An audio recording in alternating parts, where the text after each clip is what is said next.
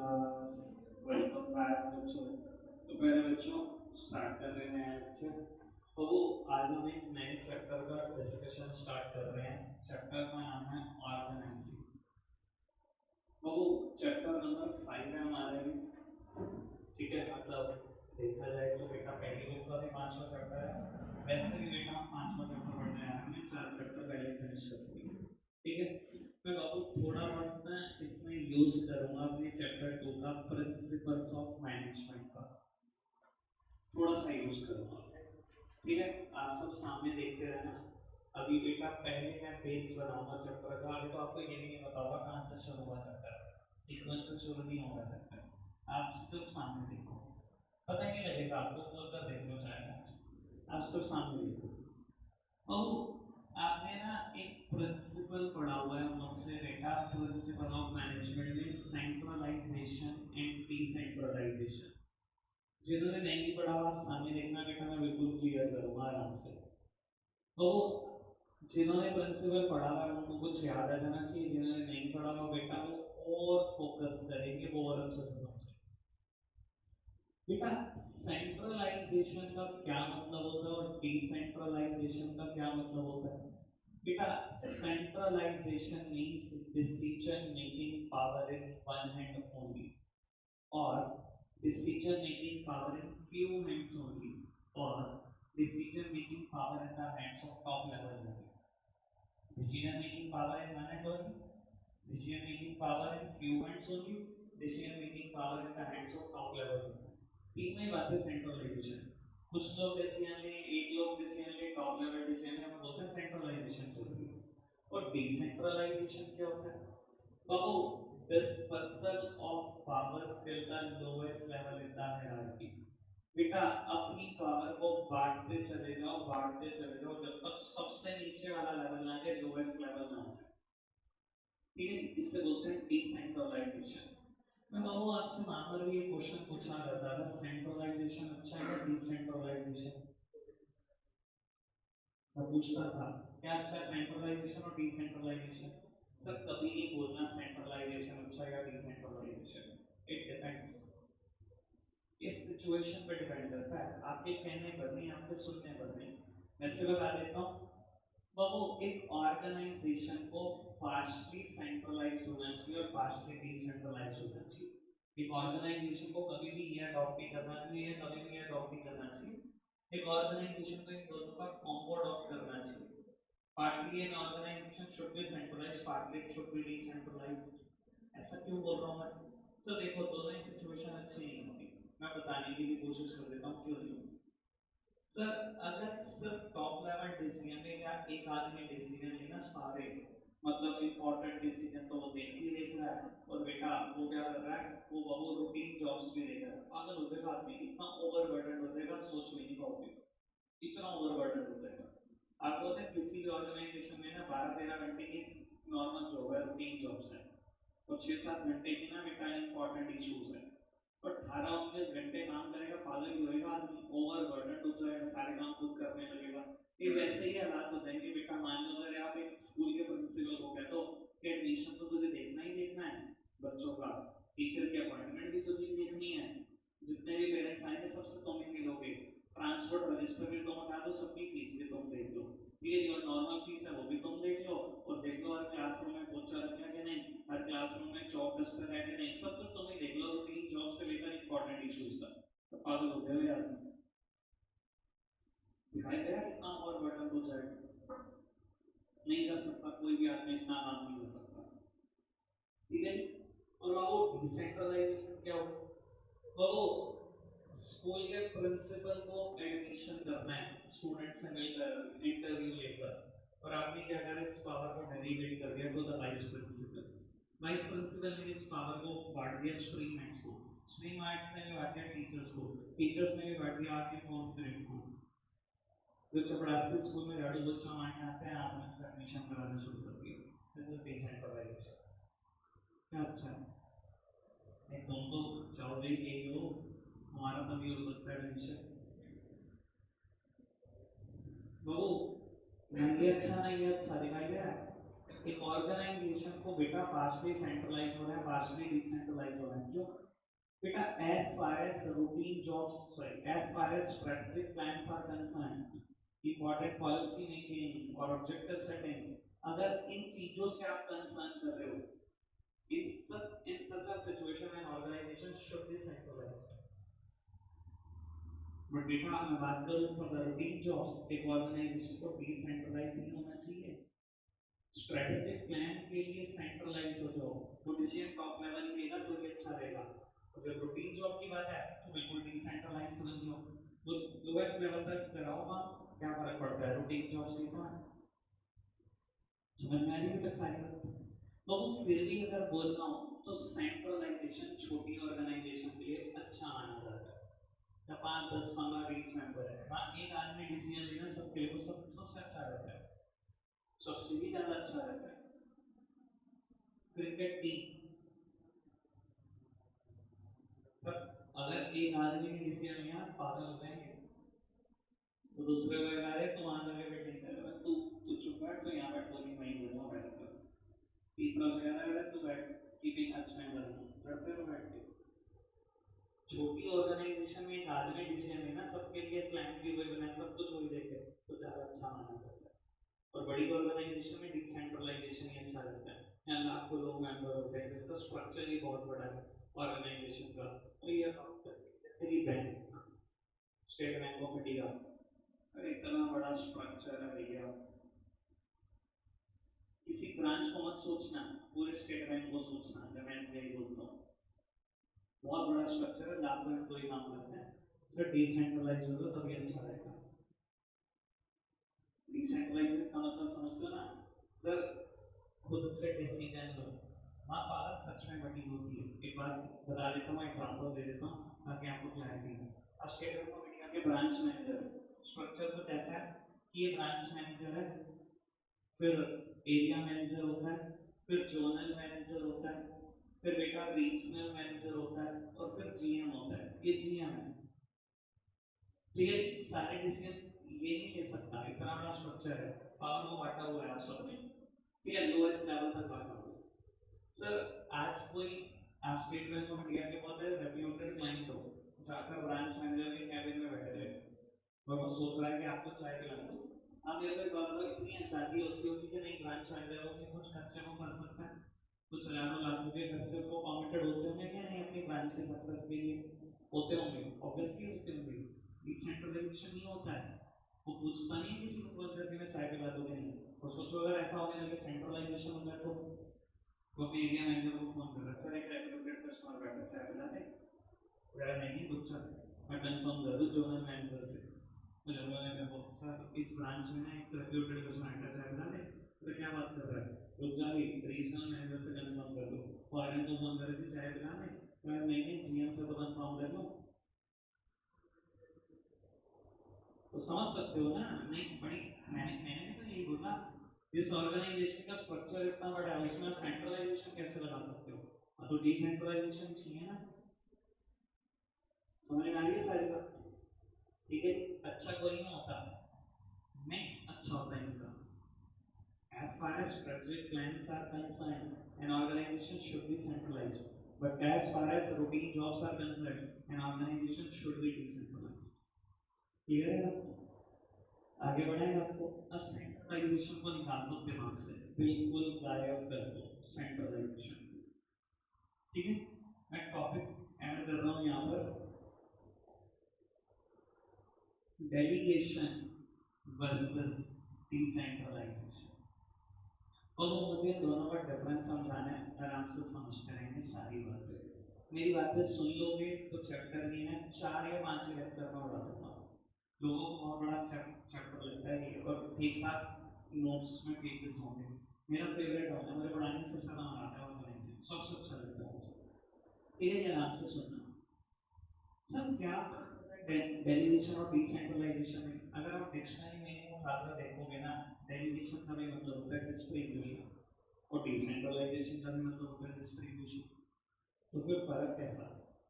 तो एक आदमी रूटीन जॉब्स भी देख रहा है और स्ट्रेटेजिक प्लान्स भी देख रहा है और पॉलिसीज भी बना रहा है और ऑब्जेक्टिव भी सेट कर रहा है, सब कुछ कर रहा है, ठीक है ना। शुरू शुरू में ना बेटा इंसान अपनी लिमिट्स पुश करता ही है, ठीक है ना। उसको लगता है मैं 12 घंटे काम करूंगा, 14 घंटा 15 घंटा, एक टाइम के बाद उसे एहसास हो जाता है कि यार ऐसे जिंदगी नहीं चल सकती, मैं पागल हो जाऊंगा।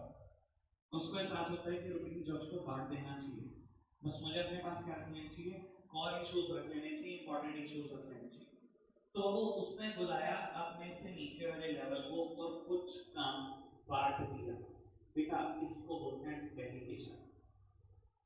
बेटा डिसेंट्रलाइजेशन में क्या होता है, सर काम तो इसने भी बांट दिया, पर बेटा इसने एक लेवल तक नहीं बांटा, इसने मल्टीपल लेवल तक काम बांट दिया, बांटते ही चला गया। काम बांटना, देखो आप ये भी समझो, काम तो बांटना जरूरी है। एक आदमी अकेले काम नहीं कर सकता, मुकेश अंबानी सारे काम नहीं कर सकता रिलायंस में। तो ऐसा इंडिविजुअल पैदा ही नहीं हुआ तो कह देगा सारे काम अकेले कर लूंगा और ऑर्गेनाइजेशन चला लूंगा, नहीं हुआ। तो काम तो बांटना ही पड़ेगा, समझ में आता है। डेलीगेशन तो एक कंपलसरी टास्क है, काम को बांटना है, कंपलसरी है, बटेगा ही बटेगा।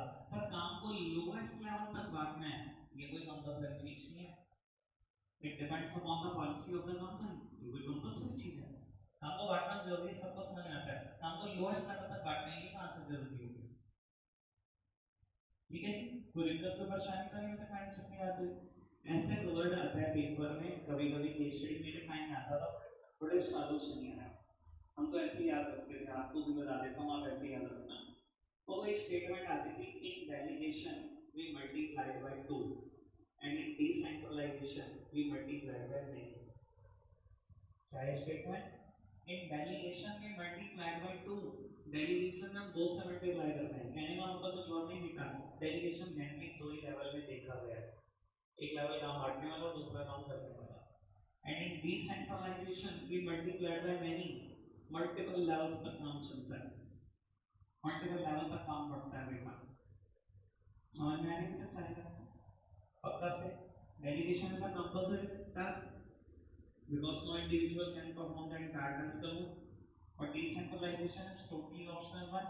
It depends on the policy of the company कि काम कहाँ तक बांटना है आपको, ठीक है। सर इन डेलीगेशन में मल्टीप्लाइड बाय 2, क्योंकि जनरली 2 ही लेवल देखने को मिलते हैं।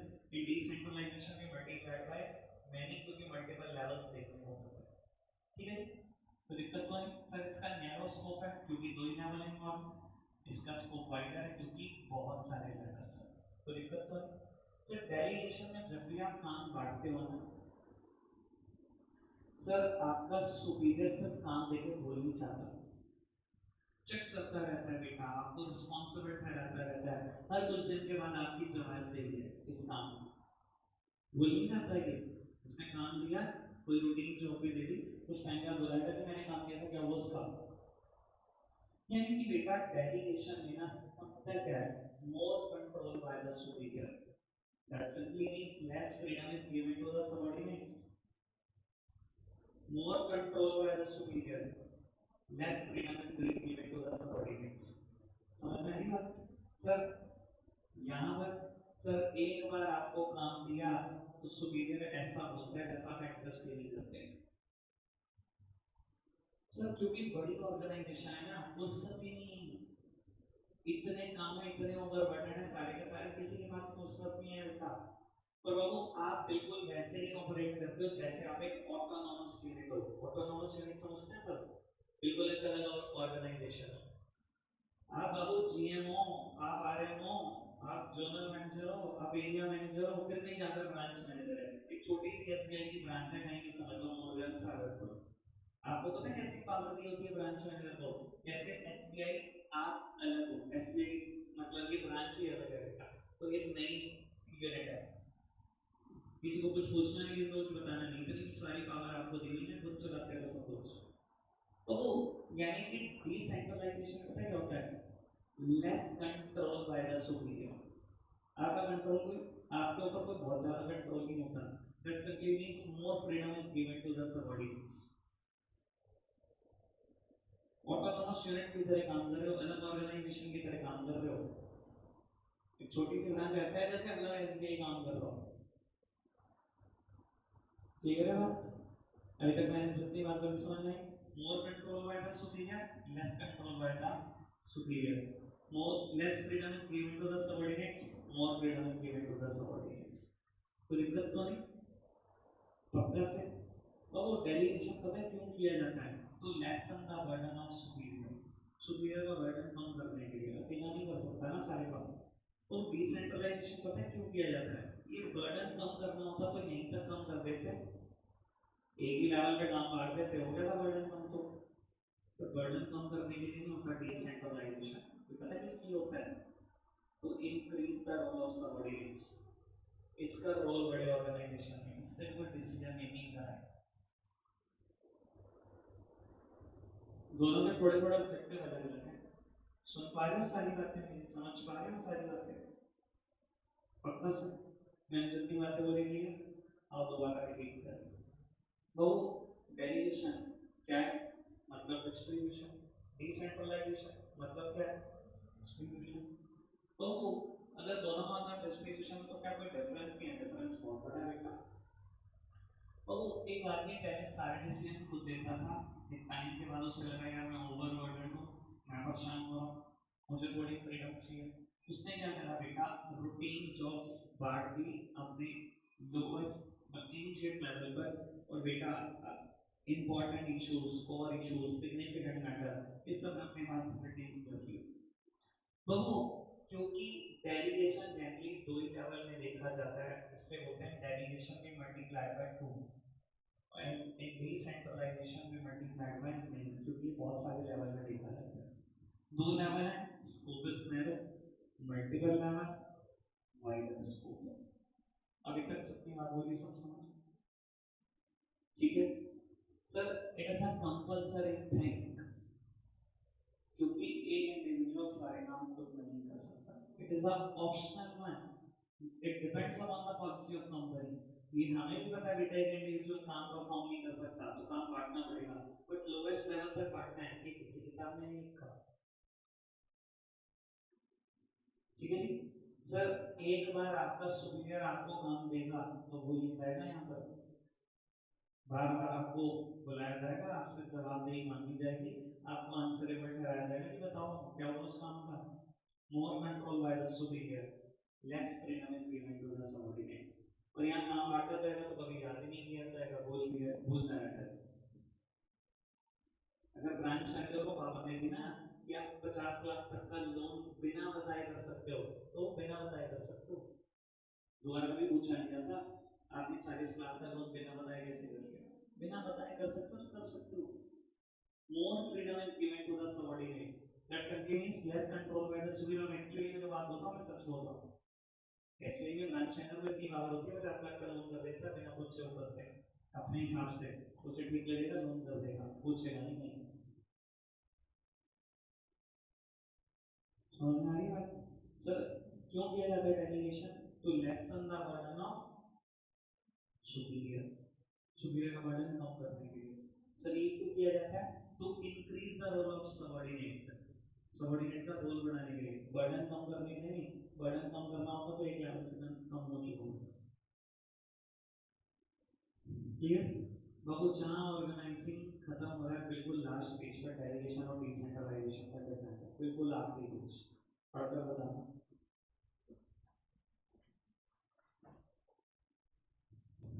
समझ में आया ना डिफरेंस? मैंने सारा पहले ही क्लियर कर रखा था, उस रीडिंग रीडिंग करने के लिए आपको. अभी भी आपको टॉपिक नहीं पता इसलिए अभी आप सामने ही देख लो. बेटा एक टॉपिक है एलिमेंट्स ऑफ डेलीगेशन. अभी आप सारी बात डेलीगेशन डिसेंट्रलाइजेशन पर ही कॉन्सेंट्रेटेड है. ठीक है जी. और कल तक रहेगी शायद. ठीक है. तो टॉपिक का नाम है एलिमेंट्स ऑफ डेलीगेशन. दो एलिमेंट उन्होंने पढ़े हुए हैं जिन्होंने बेटा मुझसे प्रिंसिपल ऑफ मैनेजमेंट चैप्टर पढ़ा है. जिन्होंने नहीं पढ़ा बेटा उन्होंने दोनों एलिमेंट नहीं पढ़ रखे. वैसे टोटल 3 एलिमेंट है. तो फर्स्ट एलिमेंट का नाम है अथॉरिटी. सेकेंड एलिमेंट का नाम है रिस्पॉन्सिबिलिटी. आपने सबने प्रिंसिपल जो पढ़ा है वो अथॉरिटी एंड रिस्पॉन्सिबिलिटी पढ़ा है. और बेटा थर्ड एलिमेंट का नाम है अकाउंटेबिलिटी. लॉजिक क्या है बच्चों? नजर डालते हैं इस पर भी, समझते हैं इसको क्या. बेटा अथॉरिटी पता है क्या होता है? Power to take decision. Authority मतलब पावर, ठीक है जी। रिस्पॉन्सिबिलिटी क्या होता है ऑर्गेनाइजेशन में? बेटा रिस्पॉन्सिबिलिटी मतलब obligation to carry out a particular task, कि मेरे ऊपर काम करने की थोड़ी सी जिम्मेदारी डाली गई है, ठीक है। तो अगर आपको याद हो तो फ्योल पता है क्या कहता था, there should be a balance between authority and responsibility. याद आई बात? ये अथॉरिटी और रिस्पॉन्सिबिलिटी में ना बैलेंस बिठाकर चलना। क्यों बेटा? अगर सिर्फ एक इंसान को अथॉरिटी मिलेगी ना और कोई जिम्मेदारी नहीं मिलेगी, तो आप उसको हिटलर बना रहे हो, तो मिसयूज करेगा उस पावर का। पर अगर एक इंसान को सिर्फ रिस्पॉन्सिबिलिटी दोगे ना, अथॉरिटी नहीं दोगे, तो बेटा it lead to that dissatisfaction and discontentment. मैं क्लियर कर देता हूँ बेटा बातें आराम से समझ लो। तो एक इंसान है, ठीक है, मान लो आज आपने उसको क्लास मॉनिटर बना दिया और उसको कह दिया तेरी पावर अनलिमिटेड है, तो थप्पड़ भी मार सकता है किसी को, प्रिंसिपल के पास लेके जा सकता है, क्लास से निकाल सकता है, सब कुछ कर सकता है। तो मेरी जिम्मेदारी क्या, मुझे क्लास को माइंड रखना होगा? ना ना ना, ऐसी भी कोई जिम्मेदारी आराम से बैठ। तो क्या होगा आपको पता ना, इन सच सिचुएशन मिसयूज होगी कि नहीं होगी अथॉरिटी? ठीक है ना जी। वो जिसका चाहे तो लगा देगा बेटा, जिसको चाहे क्लास से बाहर निकाल देगा, बेवजह भी निकाल देगा। ऐसी अथॉरिटी जो बेटा रिस्पॉन्सिबिलिटी के साथ नहीं की जाती, हमेशा मिसयूज होती है। तो बेटा अगर सिर्फ किसी इंसान को जिम्मेदारियां मिले और पावर ना मिले बराबर की, सर वो डिससेटिस्फैक्शन और डिसकंटेंटमेंट वाली पोजीशन में बता देते हैं उस इंसान को। आपने क्लास मॉनिटर बता दिया, उसको जिम्मेदारी दे दी, क्लास माइंड चाहिए, ये चाहिए, वो चाहिए, डिसिप्लिन चाहिए, कहीं कूड़ा ना पड़ा हो, डस्टबिन में चाहिए, सब कुछ बता दिया। उसने कहा पावर, पावर को चाहिए, मेरे नाम लिख सकता हूँ? बिल्कुल नहीं लिखना। कि थप्पड़ वो तो बिल्कुल सोचना नहीं। प्रिंसिपल का क्या बात कर रहा, कुछ है नहीं पावर, बोलिए क्लास माइंड डिसिप्लिन रह जाएगा, कैसे रह जाएगा? There should be a balance. Authority must accompany with the equal amount of responsibility, and responsibility must accompany with the equal amount of authority.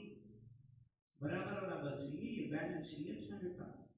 और हमेशा मैं बात बोलता हूँ बेटा, जब किसी इंसान को अथॉरिटी दो, पावर दो, उसको ना उसका मैक्सिमम स्कोप जरूर बता दो। ये जरूर बता दे दो कि मैक्सिमम कितनी है, ऐसे नहीं खुला सांड बना दो बेटा। मैंने आपको ना लास्ट टाइम एक एग्जांपल दिया था, जो पेरेंट्स अपने बच्चों को कहते हैं ना टीम में कि खर्च लो जितना पैसा खर्चना है, और कोई मैक्सिमम लिमिट नहीं होती उनके पास। पावर दे दी बस, खर्च ले पैसा, कोई मैक्सिमम लिमिट नहीं है। एक दिन के कितने लिख के ले लो, एक दिन उजाड़ के आ गया सब कुछ। ये लगा किसी दिन कोई ऐसा सट्टा बेटा घर भी चला जाएगा। अथॉरिटी हमेशा मैक्सिमम स्कोप बताकर दी जाती है। क्लियर अभी तक मैंने जितनी बात बोली? कोई दिक्कत, कोई परेशानी तो? और ये तीसरी टर्म क्या है, अकाउंटेबिलिटी। ये किसी के लिए भी नहीं है बेटा, किसी ने नहीं पढ़ी जब से आज तक, अब आराम से सुनो। और वो accountability means being answerable for the final results. Accountability simply means answerability. Accountability means answerability, being answerable for the final results. ठीक है, लो मैं समझाने की कोशिश करता हूँ एक बार तीनों बातें। तो किसी ऑर्गेनाइजेशन के सीईओ ने टॉप लेवल की एक पोजीशन है, सेल्स मैनेजर को बुलाया, मिडिल लेवल की एक पोजीशन है, कि मुझे इस मंथ 2 लाख यूनिट बिकी हुई चाहिए। रिस्पॉन्सिबिलिटी दे दी कि 2 लाख यूनिट मुझे तो बिकी हुई चाहिए इस महीने, मुझे कुछ नहीं पता। और हाँ, आपकी कुछ पावर है, आप 5 लाख रुपए तक खर्चने पड़े तो खर्च सकते हो, ठीक है। ये बाबू खर्चने की power they the. Responsibility must accompany with the equal amount of authority. सिर्फ रिस्पॉन्सिबिलिटी दोगे तो बाबू चलेगा नहीं, कुछ भी कुछ ना कुछ पावर दो तो बाबू 5 लाख तक खर्च कर सकते हो। जिम्मेदारी है 2 लाख यूनिट बेचनी है आपने, ठीक है। इसने क्या किया बेटा, 4 सेल्स पर्सन अपॉइंट करे। सेल्स पर्सन 1 2 3 4, सबको कह दिया 50-50 हजार यूनिट बेचोगे तुम, कुछ भी हो जाए 50,000 यूनिट बेचनी है। और अगर कहीं ट्रैवल करना पड़े, कहीं बाहर जाना पड़े, किसी को सेमिनार पे कंडक्ट करना पड़े, किसी को बुलाना पड़े, किसी से मीटिंग करनी पड़े बेचने के लिए, क्लाइंट ढूंढना पड़े, कुछ करो, 1,000 रुपये तुम खर्च करो। ठीक है बाबू, जो जो पावर आई थी, जो जो जिम्मेदारियां आई थी, सारी उठाकर देती बेटा अपने सेल्स पर्सन को। 5 लाख के 4 टुकड़े कर दिए, 1,15,00,000 रुपए। 2 लाख के लिए 4 टुकड़े कर दिए, 50,000 ठीक है। तो एट द एंड हुआ क्या, एक तो सेल्स पर्सन को है ना, ये आखिरी के कुछ दिन बीमार पड़ गया, महीने के आखिरी के कुछ दिन, और ये बेटा ये नहीं बेच पाया, बाकी तीनों ने बेची, 40,000 यूनिट ये बेच पाया, यानी कि इस महीने बेटा इन तीनों ने तो पूरा किया अपना टारगेट, ये पूरा नहीं कर पाया। ठीक है, टोटल ये 1,90,000। ठीक है, काम की बात है, सामने देखना। सर क्या अथॉरिटी बांटी जा सकती है, फटाफट से बताओ, क्या पावर बांटी जा सकती है? दिखाई नहीं दे रहा, इसकी पावर है पैसे खर्चने की, इसने आपको भी दे दी, आपने आपको भी दे दी। अथॉरिटी डेलीगेट हो सकती है कि नहीं, मैं पूछूं? डिस्ट्रीब्यूट हो सकती है अथॉरिटी, डेलीगेट हो सकती है, हो सकती है। रिस्पॉन्सिबिलिटी फटाफट बताओ, हो सकती है कि नहीं, हो सकती है। बहु इसने रिस्पॉन्सिबिलिटी इसको दी कि तू सामान बेचेगा, इसका रिस्पॉन्सिबिलिटी आगे दे दी, दिख नहीं रहा आपको? अथॉरिटी बढ़ती है यार, बोलो बताओ से यार, बढ़ती है, दिखती दिख रही है। रिस्पॉन्सिबिलिटी बढ़ सकती है, दिख रही है बढ़ती हुई, बिल्कुल दिख रही है। सर आंसरेबिलिटी मतलब अकाउंटेबिलिटी बढ़ सकती है। सीईओ ने बेटा इसको बुलाया, बस मुझे ये बता दो 10,000 यूनिट हम कैसे बिकी, ये क्या कहेगा? सर 2 मिनट रुको, मैं सेल्स पर्सन को बुलाता हूँ, तो ना ये बैठ जाओ।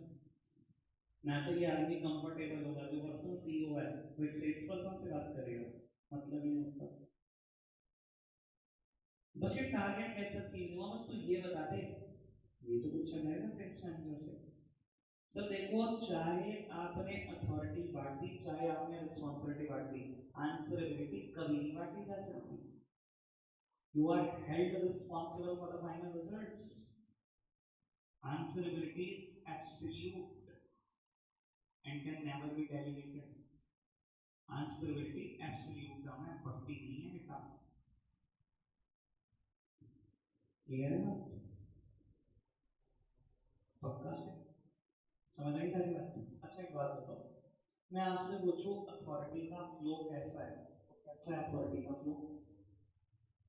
सर अथॉरिटी हमेशा डाउनवर्ड्स बढ़ती है, दिखाई दे रहा है? इसका फ्लो डाउनवर्ड्स है, from superior to the subordinate. Power इसके पास है तो उसने पावर दी, तो इसने पावर दी। दिखाई दे रहा है बेटा अथॉरिटी कैसे फ्लो कर रही है, कैसे फ्लो कर रही है? Downwards, from top to bottom, from superior to subordinate. Clear है बात? कैसा अथॉरिटी का flow? Downwards from top to bottom, from superior to subordinate. दिखाई दे रहा है? रिस्पॉन्सिबिलिटी का फ्लो कैसा है बेटा?